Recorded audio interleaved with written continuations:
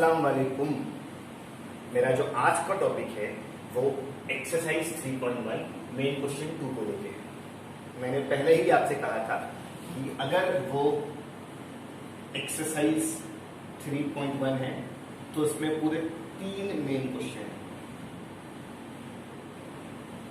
इस 3 में से मैंने आपको पहला वाला मेरे पिछले लेक्चर में करवा चुका हूं। आज हम लोग मेन क्वेश्चन 2 और मेन क्वेश्चन 3 सॉल्व करेंगे। एक्सरसाइज 3.1 मेन क्वेश्चन 2 पूरे 6 सवाल है। मैं 6 नहीं कराने वाला, मैं सिर्फ कितने कराऊंगा 4। आपको ये 4 मेरे कराए हुए सम बहुत ध्यान से देखना है, तब आप आगे चल के बचे 2 खुद से कर सकते हो। ठीक है, चलो सब बोर्ड पे देखेंगे। मैं आपको ना एक लाइन कहता हूं, वो आप अपने टेक्स्ट बुक में लिख लेना, या जहां भी आप नोट्स मेंटेन करो आप लिख लेना। देखो, हर नेक्स्ट टर्म के लिए मैं प्रीवियस में डी जोड़ दूंगा। सुनाई दिया? मैं फिर से रिपीट कर रहा हूं, हर नेक्स्ट टर्म के लिए मैं प्रीवियस में डी ऐड कर लूंगा। ये एक लॉजिक है जो इस सम में अप्लाई होता जाएगा और आपका सम सॉल्व होता जाएगा। ये रहे वो 2 सम जिससे आज हम शुरुआत करेंगे। मेरे पास ए है, मतलब मेरे पास फर्स्ट टर्म है। मेरे पास डी है, मतलब मेरे पास कॉमन डिफरेंस है। क्वेश्चन 2 चीज दिया है और एपी मांग रहा है। एपी मांग रहा है, मतलब वो मुझसे इनडायरेक्टली P1 मांग रहा है, P2 मांग रहा है और P3 मांग रहा है। अब मेरे दिमाग में एक बात आ रही है कि T1 को भी सीरीज की पहली चीज कहा जाता है और A को भी सीरीज की पहली चीज कहा जाता है। तो अगर मैं T1 ढूंढ रहा हूं तो क्या मैं उसको इज इक्वल टू A बोल सकता हूं? हाँ, तो उसका मांगा हुआ T1 मेरे पास पहले से ही है, तो खाली हमको इक्वल टू दिखाना होगा। हाँ, T1 मतलब A और A दिया हुआ है। इस तरह से आपका T1 के लिए काम हो गया। अब किसकी बारी? T2 की बारी। अब किसकी बारी? T2 की बारी। कैसे फाइंड करेंगे? मैंने जो कहा था आपसे, मैं हर नेक्स्ट टर्म के लिए प्रीवियस में डी अप्लाई कर दूंगा। तो T2 T1 का नेक्स्ट टर्म हुआ ना, तो देखो मैं हर नेक्स्ट टर्म के लिए प्रीवियस में डी प्लस कर दूंगा, है ना। मैंने पहले से कहा था मैं हर नेक्स्ट टर्म के लिए प्रीवियस में डी ऐड कर दूंगा।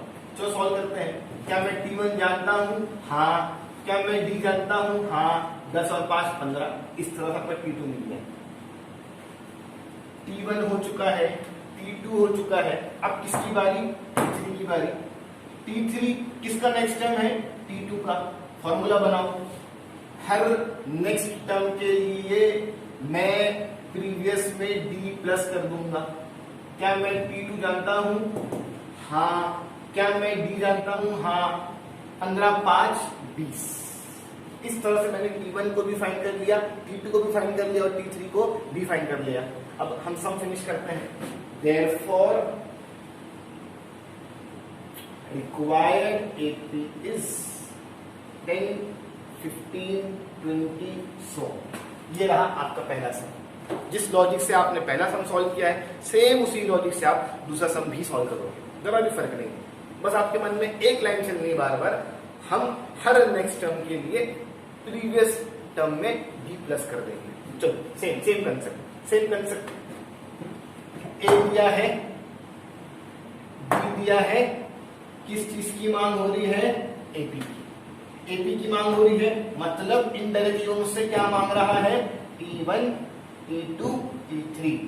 T1 के बारे में मैं क्या जानता हूं कि वो किसके बराबर है? A के बराबर। तो अगर मैं T1 की खोज में हूं तो किसके बराबर? A के बराबर। ये तो पहले से दिया है ना, तो T1 is equal to A is equal to minus. यहाँ पहली चीज मिल गई। अब आप किसी खोज करोगे? T2 की। T2 का प्रीवियस ये है, तो मैं क्या फॉर्मूला बनाऊंगा? मैं हर नेक्स्ट टर्म के लिए प्रीवियस में डी प्लस कर दूंगा। क्या मैं T1 जानता हूं? हाँ, प्लस का प्लस। क्या मैं डी जानता हूं? हाँ। अब मैं क्या करूंगा? मैं यहां पे जानबूझ के 1 दे दूंगा ताकि यहां पे क्रॉस मल्टीप्लाई वाली शर्त पूरी हो जाए। क्या शर्त है क्रॉस मल्टीप्लाई की? दो फ्रैक्शन होना चाहिए, बीच में प्लस होना चाहिए और डिनोमिनेटर डिफरेंट होना चाहिए। तो दो फ्रैक्शन होना चाहिए, इसलिए मैंने जानबूझ के यहाँ पे क्या कर दिया, एक 1 लगा दिया।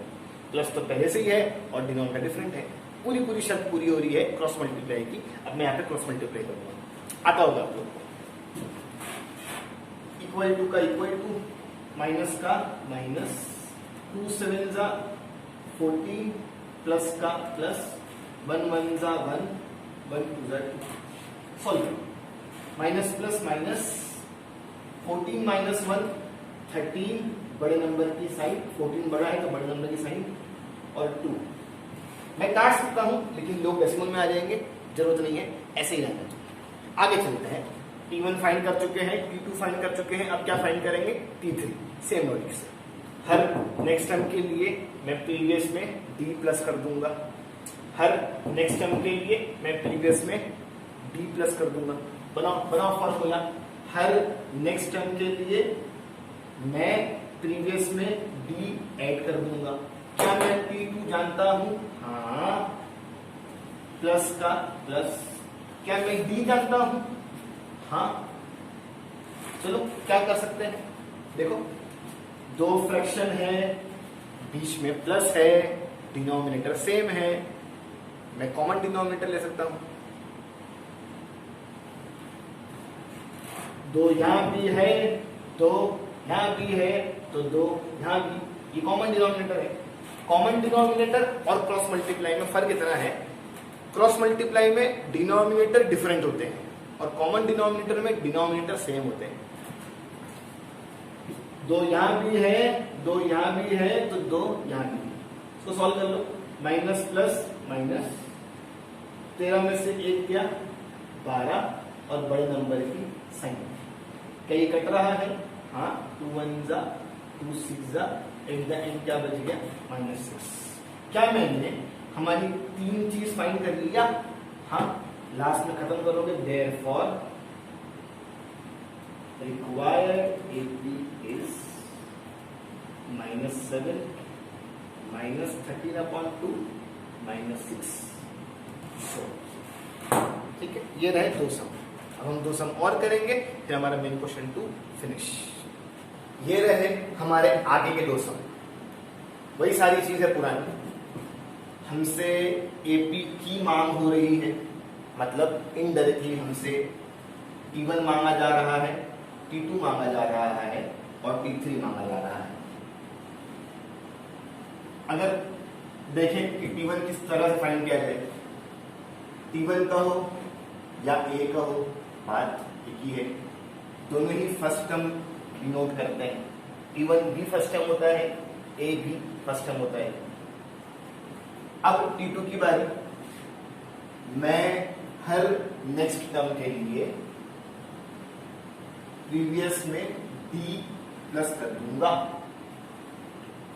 T1 का नेक्स्ट T2, इसलिए मैं हर नेक्स्ट टर्म के लिए प्रीवियस में D प्लस कर दूंगा। वैल्यूज पुट करो, क्या मैं T1 जानता हूं, हाँ, -1.25, प्लस का प्लस। क्या मैं D जानता हूं, हाँ, सॉल्व करो, एक आंसर आएगा। चलो अब माइनस प्लस माइनस, जैसे ही मैं माइनस करने जा रहा हूं तो मैं देख रहा हूं यहां पे डेसिमल बाद 2 लोग हैं और यहां डेसिमल बाद 1 भी लोग नहीं है, तो मैं जानबूझ के यहां पे डेसिमल क्रिएट करूंगा और लोगों को इस जैसा बनाऊंगा ताकि वो इक्वल हो जाए और फिर मैं उसमें ऑपरेशन कर सकता हूं। डेसिमल बाद मैंने भी 2 0 लगा दिया, अब लोग बराबर हो गए ना, यहां भी डेसिमल बाद 2 लोग आ गए, यहां भी डेसिमल बाद 2 लोग आ गए। अब मैं प्लस या माइनस कर सकता हूं। चलो, माइनस प्लस माइनस, माइनस हो रहा है, बड़ी चीज ऊपर, छोटी चीज नीचे, डेसिमल के नीचे डेसिमल इस तरफ 1.25, 0 में से 5 नहीं जाता है, मांगना पड़ेगा। 10 में से 5 गया 5, 9 में से 2 गया 7, डेसिमल डेसिमल डेसिमल, 2 में से 1 गया 1, ये हो गया माइनस। हम खत्म करेंगे बड़े नंबर की साइन के साथ। 3 बड़ा है या 1.25 बड़ा है, 3 बड़ा है, प्लस की साइन है, यहाँ भी प्लस है, प्लस हम दिखाते नहीं है। T2 फाइंड करके हो गया, अब हम क्या फाइंड करेंगे, T3। फॉर्मूला बनाते हैं। हर नेक्स्ट टर्म के लिए मैं प्रीवियस में डी ऐड कर दूंगा। क्या मैं T2 जानता हूं? हाँ, 1.75 प्लस का प्लस। क्या मैं D जानता हूं? हाँ। चलो इसे देखो आप, यहां डेसिमल बाद 2 लोग हैं और यहाँ पे डेसिमल है ही नहीं, तो मैं जानबूझ के डेसिमल क्रिएट करूंगा ताकि लोग एक बराबर हो जाए। अब लोग एक बराबर हो गए हैं, मैं प्लस भी कर सकता हूँ, माइनस भी कर सकता हूँ। चलो प्लस प्लस प्लस प्लस हो रहा है 3 रुपया और 1 रुपया 75 पैसा। सुनो, 3 रुपया और 1 रुपया 75 पैसा, 3 रुपी एंड 1.75 रुपीज, कितना हो जाएगा? 4.75। आप डायरेक्ट भी कर सकते हो या अगर आप चाहो कैलकुलेशन दिखा सकते हो।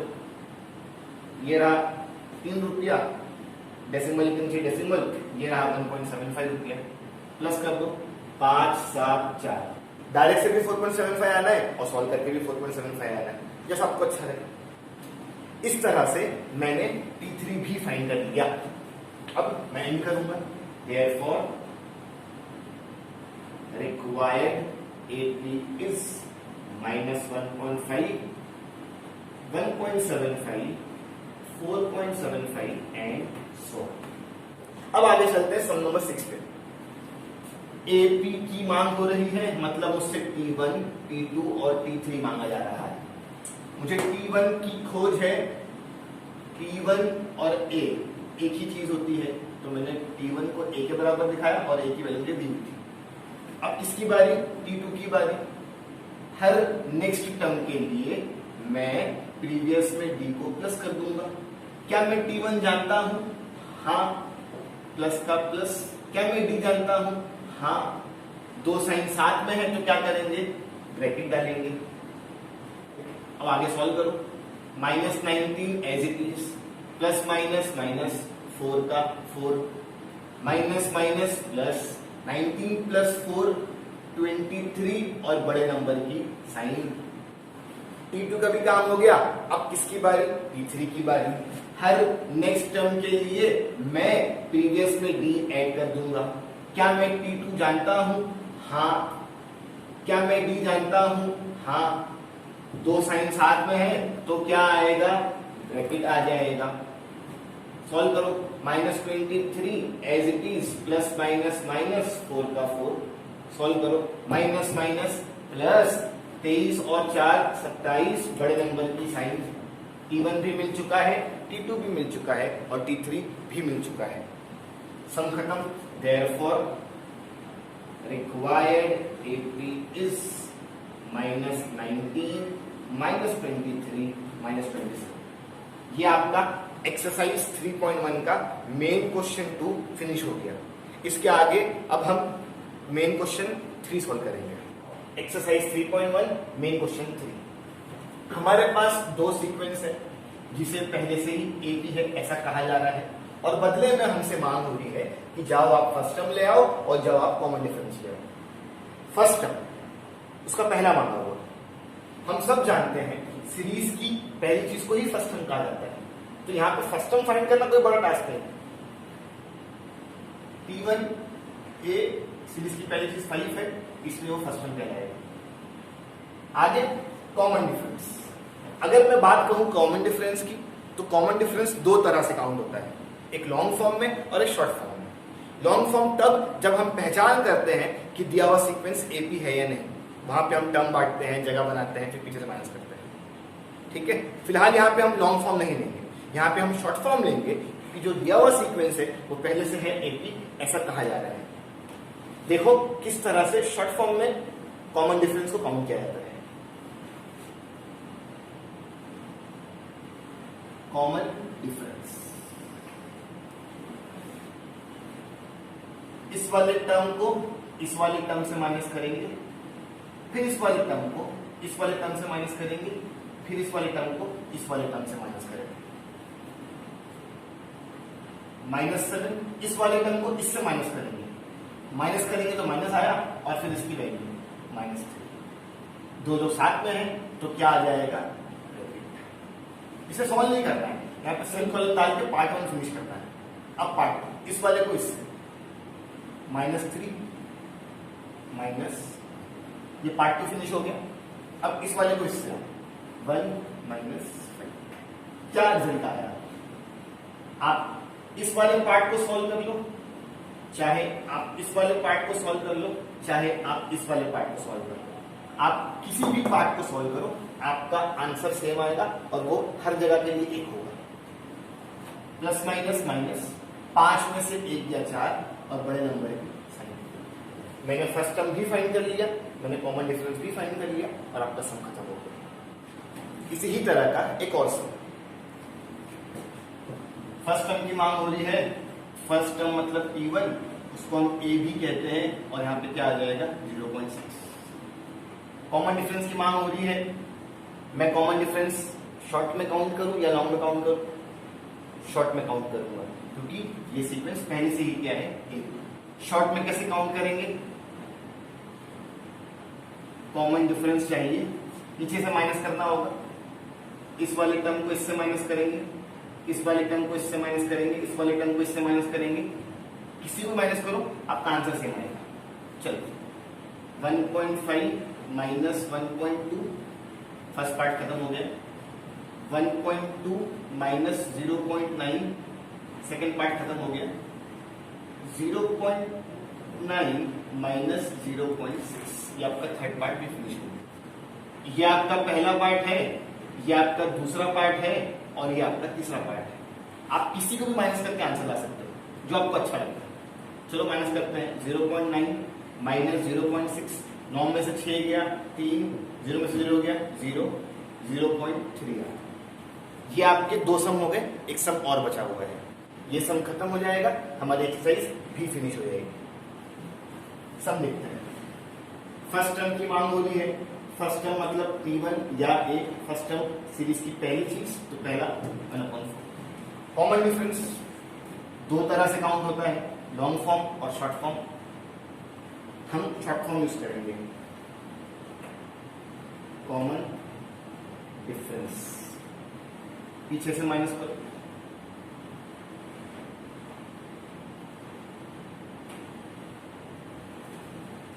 (7/4 माइनस 5/4), पहला पार्ट हो गया। 5/4 माइनस 3/4, दूसरा पार्ट हो गया।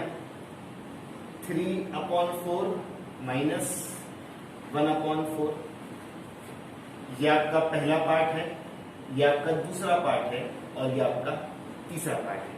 आप किसी भी पार्ट को सॉल्व करो, जो आंसर आएंगे वो सेम है। कैसे सॉल्व करेंगे? मैं क्या कर सकता हूं?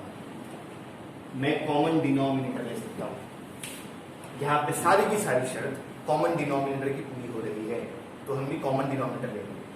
कॉमन डिनोमिनेटर के लिए 2 फ्रैक्शन होना चाहिए, बीच में प्लस या माइनस होना चाहिए और डिनोमिनेटर सेम होना चाहिए। तो देखो 2 फ्रैक्शन है, हाँ 3/4 1/4, बीच में माइनस है, हाँ डिनोमिनेटर सेम है, हाँ सारी की सारी शर्त पूरी हो रही है कॉमन डिनोमिनेटर की, इसलिए मैं कॉमन डिनोमिनेटर लूंगा।